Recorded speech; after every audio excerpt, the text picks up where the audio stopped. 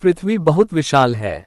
इसे समझने के लिए वैज्ञानिकों ने इसे 4 मुख्य भागों में बांटा है: लिथोस्फीयर, एटमॉस्फेयर, हाइड्रोस्फीयर और बायोस्फीयर।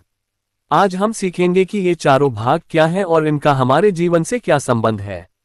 लिथोस्फीयर, स्थलमंडल, पृथ्वी की सबसे ऊपरी परत जिसे हम भूमि, लैंड सरफेस कहते हैं।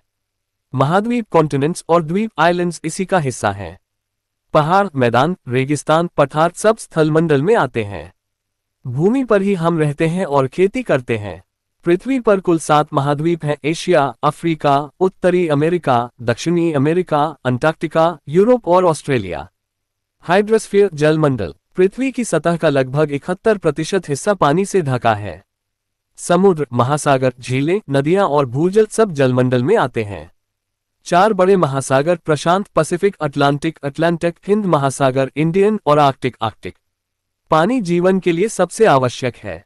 एटमॉस्फेयर, वायुमंडल, पृथ्वी को घेरने वाली गैसों की परत। इसमें oxygen, nitrogen, carbon dioxide, ozone आदि गैसें होती हैं। वायुमंडल हमें सूर्य की हानिकारक किरणों से बचाता है। इसमें मौसम, वेदर और जलवायु, क्लाइमेट बनते हैं। बायोस्फीयर, जीवमंडल, ये भाग जीवन का क्षेत्र है। इसमें भूमि, जल और वायु तीनों मिलकर जीव जंतुओं और पौधों को जीवन देते हैं। इसी बायोस्फीयर में सभी जीव जंतु, पेड़ पौधे और इंसान रहते हैं। बायोस्फीयर को ही हम कहते हैं पृथ्वी पर जीवन का क्षेत्र। आपसी संबंध, इंटरकनेक्शन। लिथोस्फीयर हमें जमीन देता है। हाइड्रोस्फीयर हमें पानी देता है। एटमॉस्फेयर हमें हवा देता है। और बायोस्फीयर इन सब को जोड़कर जीवन को संभव बनाता है।